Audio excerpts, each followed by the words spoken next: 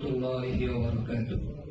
বেগম খালেদা জিয়া স্বাধীনতা বিরোধী আন্দোলনে তিনি 9 মাস কারারুদ্ধ ছিলেন।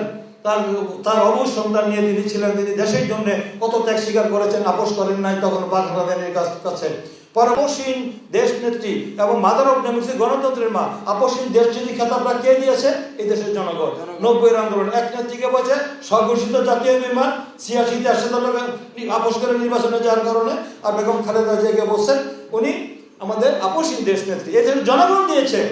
যেই ব্যক্তি জনগণ দিয়েছে তাকে কিভাবে মিথ্যা মামলা দিয়ে তাকে আজকে তার জীবন মৃত্যুর সন্ধিক্ষণে আজকে তার নিবিড় পর্যবেক্ষণ সিসিতে রয়েছেন। আজকে তার অবস্থা মুমূর্ষু অবস্থা রয়েছে, যদিও দুদিন যাবত তার অবস্থা একটু স্টেবল, স্থিতিশীল।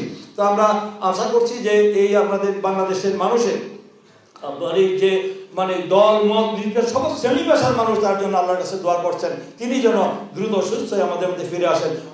আমরা দেখেছি ধর্মীয় ভাবে আমাদের যে অবস্থা সৃষ্টি করেছে, আমাদের গ্রেপ্তার করে আমাদের ইমাম আলেমদেরকে অজুর পানি দেওয়া হয় নাই। তা নিজে দেখেছি কিভাবে তাদেরকে কষ্ট দিয়েছে। অজু করতে তারা দেওয়া হয়নি। আমরা দেখেছি 2013 সালে সেখানে আমরা দেখেছি হেফাজতের যে কর্মসূচি ছিল শাপলা চত্বরে, কি নিষ্ঠুরভাবে রক্তের বন্যা বসিয়ে দিয়েছিল। দেখেছেন আপনারা সেই যে অপরাধ? সেখানে আমি দেখেছি যে এই মাদ্রাসার আমাদের যে টুপি মাথায় দিয়ে আমাদের এই যে ইমাম আলেম, তারপরে আমাদের মাদ্রাসার মাসুম বাচ্চারা সবাই কিন্তু সেদিন এই জালিম সরকারের বিরুদ্ধে কথা বলতে গিয়েছিল, অন্যায়ের প্রতিবাদ করতে গিয়েছিল। অন্যায়ের প্রতিবাদ কি করা অপরাধ?